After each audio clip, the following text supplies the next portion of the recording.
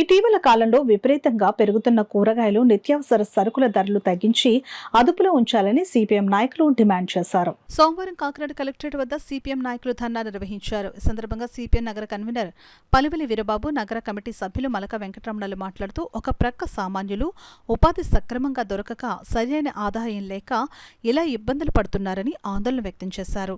ఏ విధమైన కూరగాయ కొందామన్నా కేజీ 100 రూపాయల వరకు ఉందని అన్నారు. బియ్యం, పప్పులు, నూనె తదితర నిత్యావసరాల ధరలు పెరుగుతూనే ఉన్నాయని అన్నారు. రాష్ట్ర ప్రభుత్వం సంబంధిత అధికార యంత్రాంగం జోక్యం చేసుకుని కూరగాయలు, నిత్యావసర సరుకుల ధరలు తగ్గించాలని, అదుపులో ఉంచడానికి తగిన చర్యలు తీసుకోవాలని సిపిఎం డిమాండ్ చేస్తుందని అన్నారు. ఈ కార్యక్రమంలో సిపిఎం నగర కమిటీ సభ్యురాలు కె నాగజ్యోతి, ట్రేడ్ యూనియన్ నాయకులు సిహెచ్ రాజ్కుమార్, మేడిశెట్టి వెంకటరమణ, టి రాజా, సిపిఎం కార్యకర్తలు హరనాథ్, చంద్రరావు, రాణి, వర్మ, తలుపులమ్మ, సూర్యారావు, పోలితల్లి తదితరులు పాల్గొన్నారు.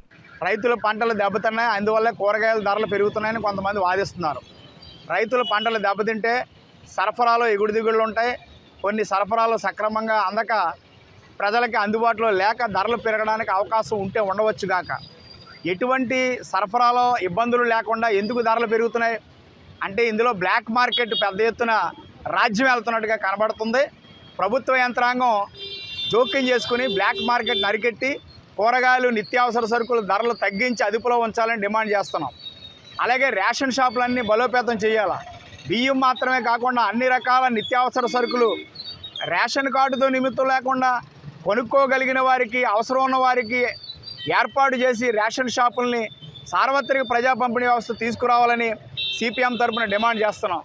వెంటనే రాష్ట్ర ప్రభుత్వం, జిల్లా అధికార యంత్రాంగం కూరగాయల ధరలు, నిత్యావసర సరుకుల ధరలు అదుపులో ఉంచడానికి తగిన చర్యలు తీసుకోవాలని సిపిఎం తరఫున డిమాండ్ చేయాలని కాకినాడ కలెక్టరేట్ వద్ద ధర్నా కార్యక్రమం చేపట్టడం జరుగుతుంది. ఈరోజు నిత్యావసర వస్తువుల ధరలు విపరీతంగా అమ్మకం చేస్తున్నటువంటి పరిస్థితి. ఈ నిత్యావసర వస్తువుల ధరల పెరుగుదలతో సామాన్య కుటుంబాలు అస్తవ్యస్తం అవుతున్నటువంటి పరిస్థితి. ఈరోజు గతంలో సినిమాల్లో చూసాం, ఏలగట్టుకుని కోడిని చూసి ఉత్తన్నం తినేసేటటువంటి పరిస్థితి. ఈరోజు కాయగూరలు కూడా ఏలగట్టుకుని చూస్తూ ఉత్తన్నం తినేటటువంటి పరిస్థితి ఏర్పడుతుంది.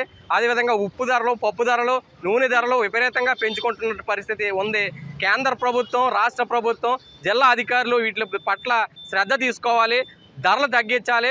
అదేవిధంగా బ్లాక్ మార్కెట్ని అరికట్టాలనేసి డిమాండ్ చేస్తూ ఉన్నాం.